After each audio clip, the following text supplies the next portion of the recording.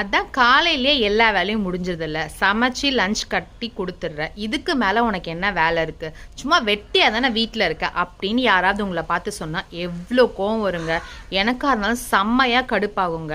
ஆனால் நம்ம என்ன சும்மாவா இருக்கோம், சமைக்கிறது மட்டும்தான் வேலையா? வீடுன்னு எடுத்துக்கிட்டால் காலையில் எழுந்திரிச்சு வாசப்பெருக்கி தண்ணி தெளித்து கோலம் போடுறதுலேருந்து நைட்டு வரைக்கும் வாஷிங் மிஷின்லேயே துணி போட்டாலும் அதை காய வச்சு மடித்து அயன் பண்ணி நாளைக்கு தேவையான பொருள் சமைக்கிறதுக்கு என்னென்னு எப்பப்பப்பா நினச்சி பார்க்கவே ஏகப்பட்ட வேலை இருக்குதாங்க.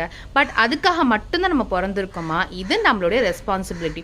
இதை தாண்டி உங்களுக்குன்னு சொந்தமாக ஏதாவது வாங்கணும், உங்களுக்குன்னு ஒரு பேங்க் அக்கௌண்ட் இருக்கணும், அதில் வந்துட்டு பணம் இருக்கணும், நமக்கு பிடிச்ச பொருளை நம்ம வாங்கிக்கணும், நம்ம குழந்தைக்கு நம்ம பாக்கெட் மணிலேருந்து செலவு பண்ணணும், ஃபேமிலிக்கு சப்போர்ட் பண்ணணும்.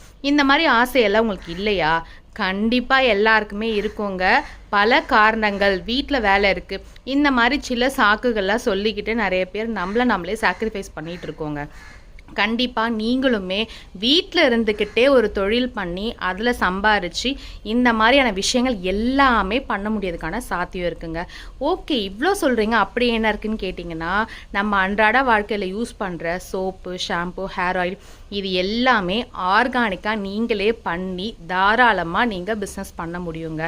இதை பற்றி டீட்டெயில்ஸ் வேணும் அப்படின்னா ஸ்க்ரீனில் தெரிய நம்பருக்கு காண்டாக்ட் பண்ணுங்கள். நம்மக்கிட்ட ஆன்லைன் கிளாஸும் இருக்குது, ஆஃப்லைன் கிளாஸும் இருக்குங்க.